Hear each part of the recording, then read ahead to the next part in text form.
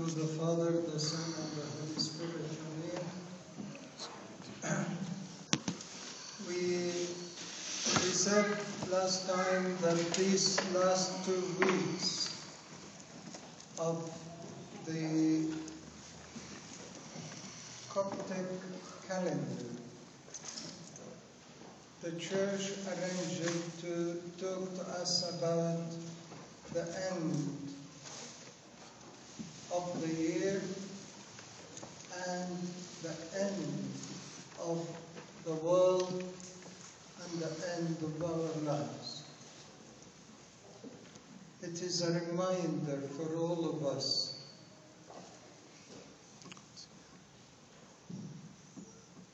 it is strange, really, when even the Church did not only remind us of our ends, or the end of the world at the end of the year, but it always reminds us with our end every day. You know, when we read the prayer before sleeping, it's the 12-hour prayer. Every single day we all pray the sunset prayer or the before sleeping prayer. You know, what do we say before we go to sleep? What do we say before we go to sleep? I am going to stand before the just judge. I am going to stand before the just judge. And then I go to sleep. It means I am saying to myself, and I am saying to the Lord, I might not wake up in the morning. I'm going to sleep, and probably this was my last minutes on earth. And that is why it is very important that the Church reminds us to be ready all the time. To be ready all the time. We talked last time that the disciples asked the Lord the 3 questions. When, what are the signs, and where it will be. And we talked about the promise of the Lord to come and the signs of His second coming.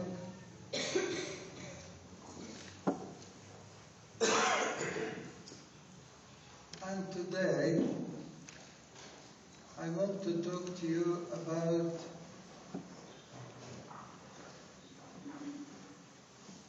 said last time that His second coming would be sudden, unexpected.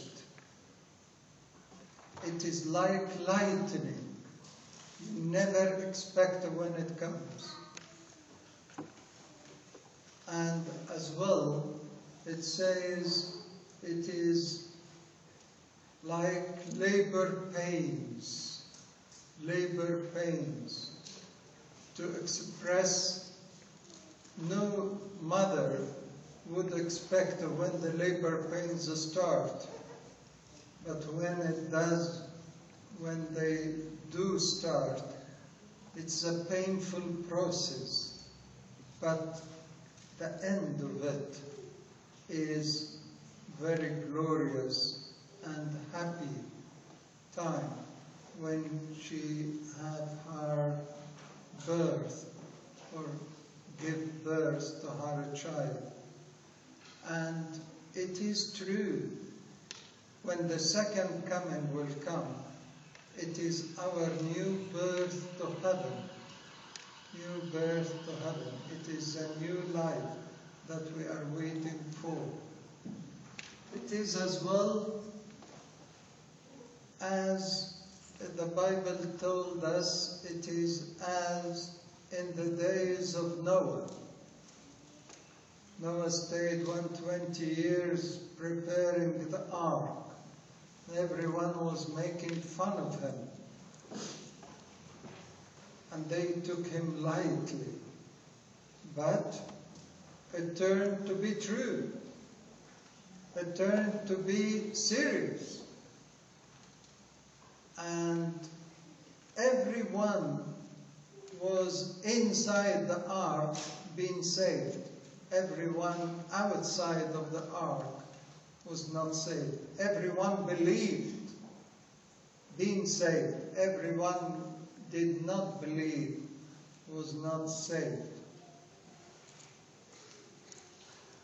That is why we need to take things serious and be committed to regularly live this moment every single day. We said that when he comes, everyone will see him. It would be, we said it is two comings. That's why we call it second coming.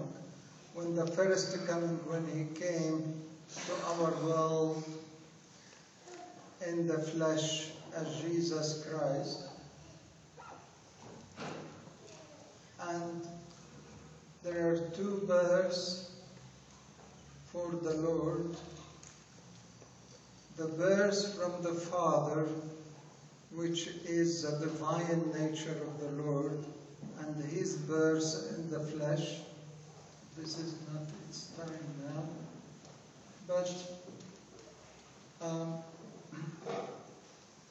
we talked as well last time about when we are risen, by what body we will be risen, and what is the nature of our bodies when we are risen.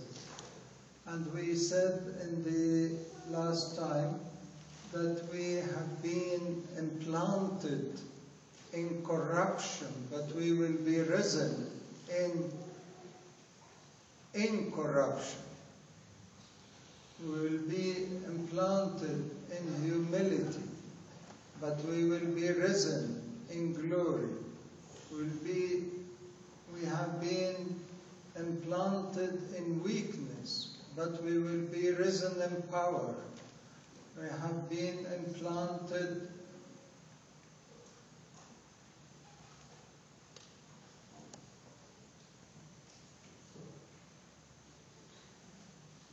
from earth or in earth and being earthly.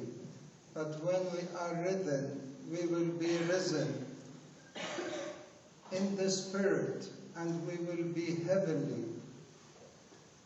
As well, we have been implanted mortal people. We will die.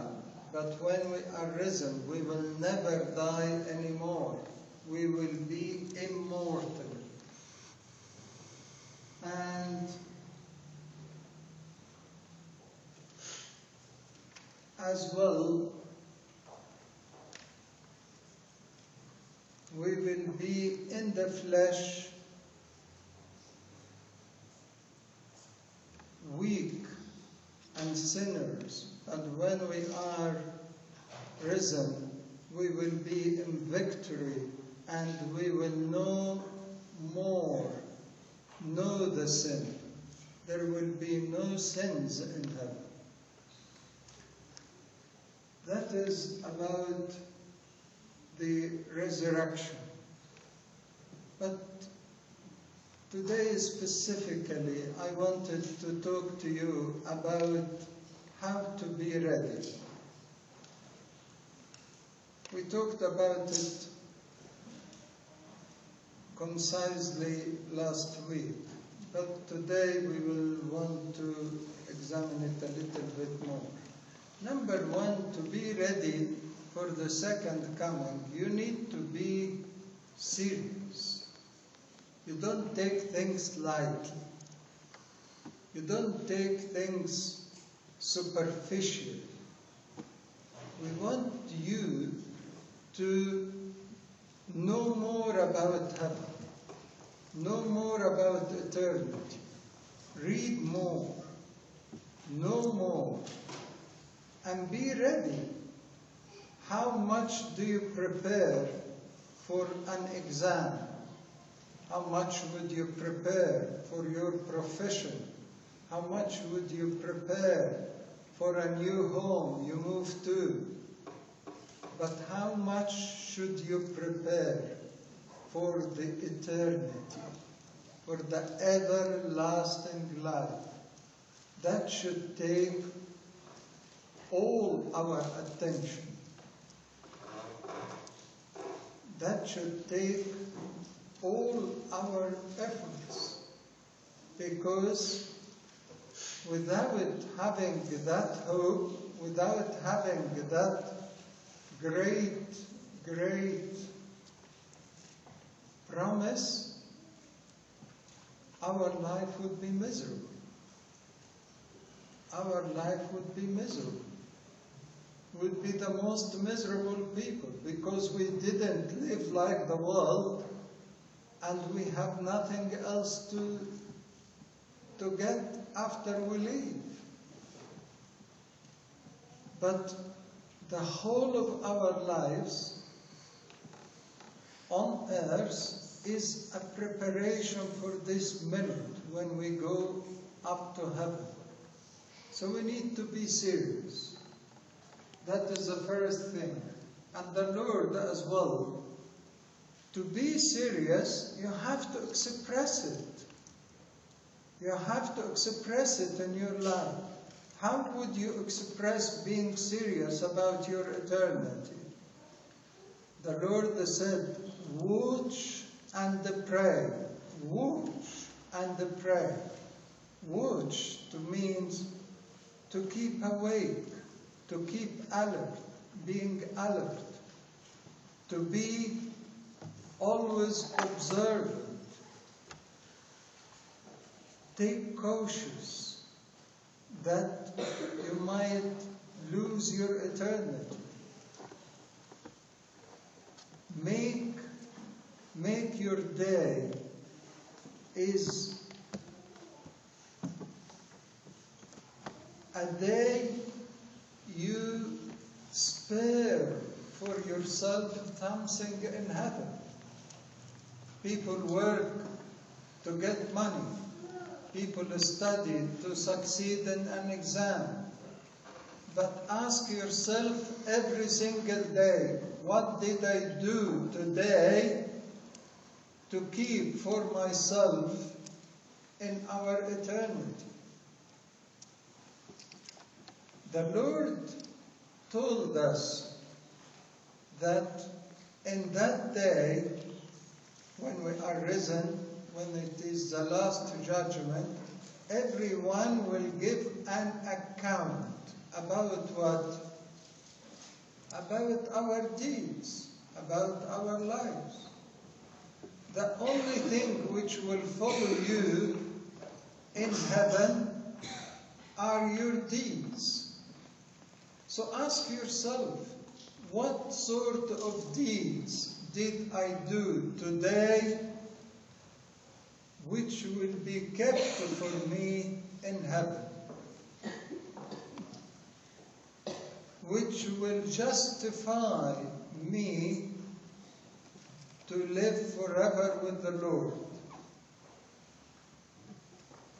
It is very important to examine yourself, to examine your thoughts, to examine your feelings, to examine your actions and deeds every single day. And that is why the church as well prepared for us not only self-examination, because sometimes we are biased, or sometimes we can't judge ourselves that much. The church arranged for us the confession. And by confession, you are not only examining yourself, but you are letting the Lord to examine your life. I call confessions, it is mock last day judgment. عارفين mock exams? You know mock exams? A confession is a mock last day judgment. But here you will have forgiveness. There you would not have forgiveness. So it is better for us not only to examine our lives every single day, but as well to open our lives to the Lord and let His light to shine upon us in every confession, that we be purified and forgiven. It says in the last day the books will be opened and the deeds will be read. The books will be opened and the deeds will be read. There is no way to keep your book wiped and blank unless you are forgiven. So please don't accumulate things in your book. It would never be forgotten. There's, you know, the cameras, the speed cameras and the cameras in the streets, they record every single car passed that way. Not only the speed cameras, even normal cameras you find on your way. One of our congregation was talking to a policeman. He said, "Oh, which number is the registration of your car?" It went here and there and there. He got all the car history, where it has gone and when and how long. That's only for a little camera here. What about the heavenly camera? What about your guardian angel who follows you and knows everything about you? In that last day, the books will be opened and the deeds will be read. Nothing will be missing. Believe me, nothing will be missing. So the only way to cleanse it is to repent and to be forgiven and to confess regularly. I am sure many of us do not confess regularly. You know why? Because they don't examine themselves daily. If you examine yourself daily and you find something wrong, you would not sleep comfortably unless you reconcile with God. David the king and the prophet said, "I would not close my eye till I find a place for the Lord. I would not go to sleep till I find a place in my heart for the Lord." That is how it should be every single day. And that is how it should be when we come to confess. Be conscious that you need to be the bride for the bridegroom when he comes. I would imagine that I never seen actually a bride who is not ready on her day of wedding. Have you ever seen that? Can you imagine the bridegroom is standing at the church waiting for his bride, and the bride did not turn on, did not turn to the church? How the bridegroom would feel? That is exactly like when the Lord will come and we find us not ready.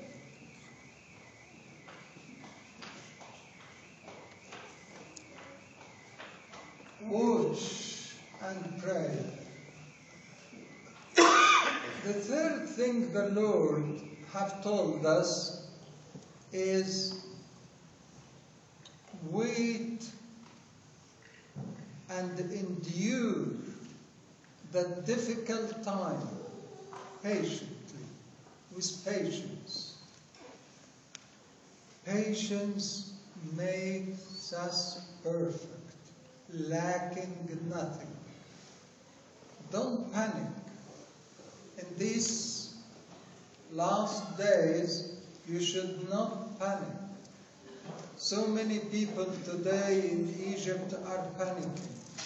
So many of our relatives in Egypt are panicking. But the Lord is telling us, endure that time and wait for my second coming patiently. Patiently. St. James is saying patience makes us perfect. Perfect. That is why, if you are patient and waiting for the Lord with joy and ready for His coming, you will be really rejoicing.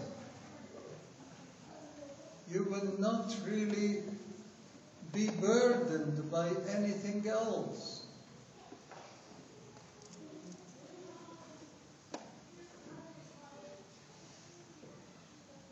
The righteous people are waiting for the day they will go to heaven,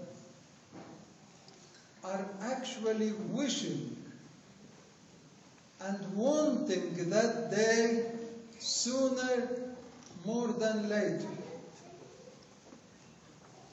St. Paul is saying, I wish if I go. Why, St. Paul, you wish to go? Who wish to die? He says, because it is much better life. Much better life. You know, when a little boy have got a toy and you want to take for him that toy, what would you do? Would he give you the toy if you tell him, give me this toy? Would you?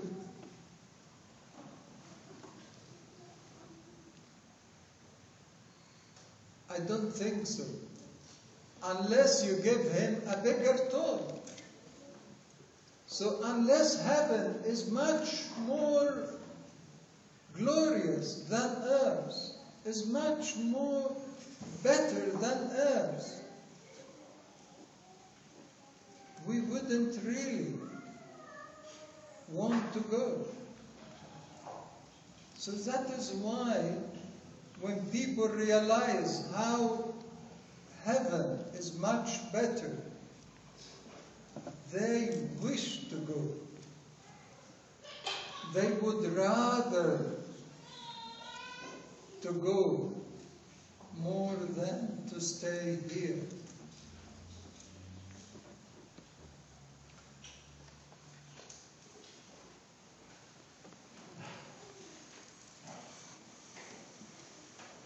I said before, if you haven't heard it, a girl was arrested and gone up to heaven, and her parents were so sad and screaming, and they made everyone to pray for them. And then the Lord answered their prayers and brought her back to life. They successfully resuscitated her. When she came around, her mother was so excited, and she kept telling her, "My daughter, my beloved daughter, aren't you happy?" But the girl was staring up to heaven and saying, "I have forgotten the wonderful hymn I was saying." She was singing, she was saying a hymn that she was enjoying so much, and she was sad to come back and forget it. It was big disappointment for her mother. Why? Because her mother felt she is not happy with her. But the girl expressed a beautiful fact. Heaven, Mom, is better. Mom, you didn't see what is in heaven. Mom, you didn't know what is there. If you know, if you have seen it like me, you wouldn't have asked me to come back. That is why we need always to know more about heaven. To know that it is much better. To wait for His second coming patiently and without fear, but wishing the minute we go. And that is why even the Bible is telling us when He comes, those who are on the roof, they should not come down to the house, because they will be taken away. Those who are in the field, they should not come back home to take anything. Nothing you can take with you. Your lovely house, your lovely possessions, your lovely car, your lovely bank account, it will be all left. Don't take anything. So, today, the Lord wants to say, don't hold on the temporary things. Hold more on what is eternally, what can be staying for you in heaven. That is your treasure. Your treasure in heaven are not money, are not places, are not houses, are not cars, are not materialistic things. Your treasure in heaven is your deeds, your pure heart. That is your money. That's your treasure in heaven.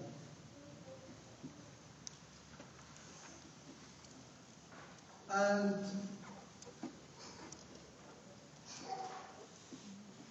the last thing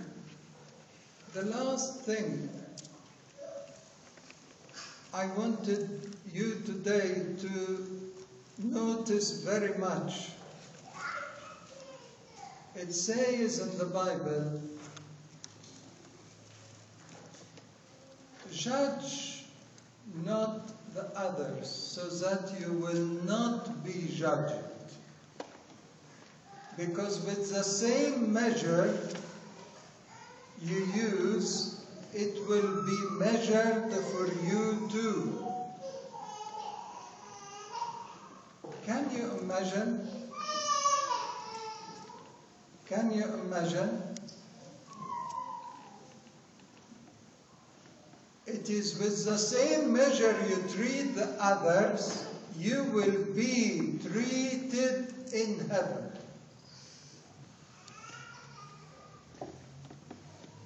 With the same way you you deal with the others, God will deal with you.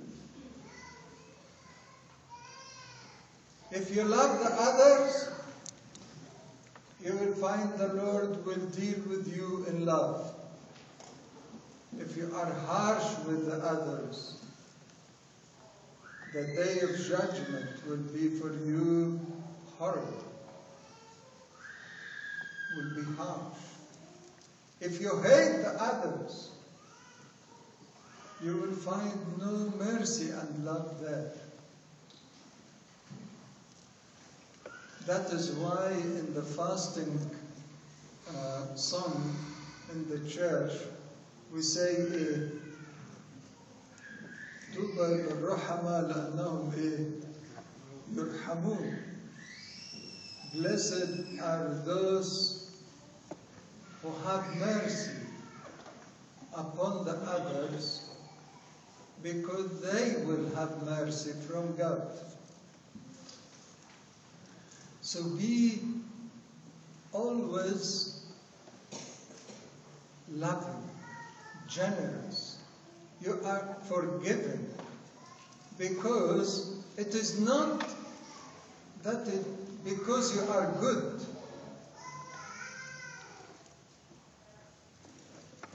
Do it because you want to be good for yourself. When you actually forgive the others, you are given forgiveness for yourself in that day. When you actually loving the others, you are giving yourself that love in that day.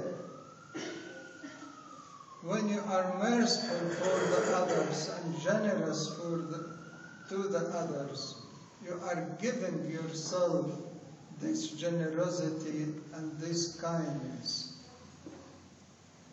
May the Lord give us all to be ready in this hour. To be ready. As we said, to be ready is to be serious, is to watch and pray, is to examine yourself every day, is to keep your confessions regular, is to be not attached to anything which is temporary, because it will go. You cannot take it with you. But be attached to what you can take with you forever. And notice to be enduring this time with patience, and as well giving yourself that love, that mercy, that forgiveness, when you do the same now with your brothers and sisters.